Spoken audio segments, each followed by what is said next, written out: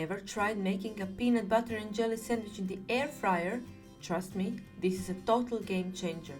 It's crispy, buttery, and way better than the classic version. Let's make it together. First, take one slice of bread and spread peanut butter evenly across it. Make sure you cover the whole surface so every bite is rich and creamy. Don't rush this part. The more even the spread, the better the texture later. Next, grab the second slice of bread and spread jelly on it. You can use any flavor you like, strawberry, raspberry, whatever you prefer.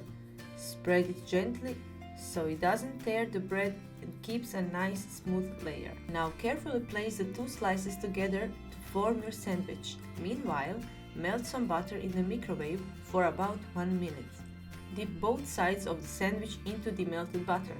Place the sandwich into a preheated air fryer. Set it to 200 degrees and cook for 10 minutes. Halfway through cooking, flip the sandwich. This helps it cook evenly on both sides and gives you the perfect golden color all around. If you liked this recipe, hit like, subscribe, and let me know what I should air fry next. And that's it, crispy on the outside, warm and gooey on the inside. It's quick, easy, and seriously delicious. Perfect for a quick snack, a cozy breakfast, or whenever you want something comforting and easy.